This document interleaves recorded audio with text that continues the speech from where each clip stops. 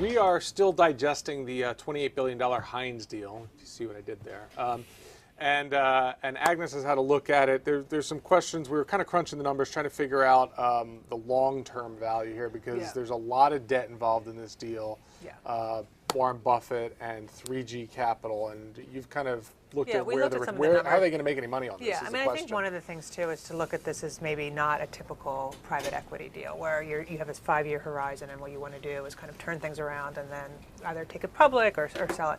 Whereas, I mean, if you look at Berkshire and you look at the men behind 3G as well, they have a longer term horizon. Right. Buffett rarely exits anything, right? I mean, he's had some investments that he's exited, but when he buys a business, there's generally not even an exit. And these 3G guys, they're the ones behind AB InBev, as it now is. They've been in it for over 20 years. Right, 20 years to build. And also Banco Garantia in Brazil as well. They were behind that, which then got bought in the 90s. Right. So they've got a good track record of staying in for the long haul and getting good value. And it seems like they're going to need to do that in this case, right? I mean, because the thing is, I mean, it's an LBO. I mean, we're talking, I think, about 6 times leverage now, right? So I mean, so it's going to take them. I mean, there's a couple things they can do. One is cut costs, and this is what they're known for, right? Is they go in and they find efficiencies. But Heinz is sort of considered a relative, not lean, but they've done some cutting themselves, right? And they're already along that spectrum. But I think to make this work, they're going to have to find some new efficiencies as well. So I basically,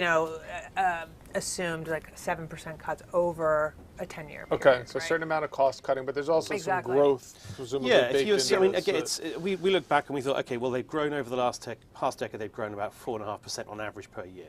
Okay. So we just said, all right, let's take that forward. So if we take that forward and assume a degree of cost cuts, and a lot of that is sort of assumed in international growth, expansion. Yeah, I mean, I mean, they have tied themselves down a little bit for the first few years. I mean, as Agnes was saying, they've loaded up with a lot of debt, including a lot of dividends they've got to pay on preferreds. Warren Buffett's $700 million a year. Exactly. Right. So they've only got 200 million of earnings a year now versus what's expected to be 1.2 billion this year. So they've really crammed it down.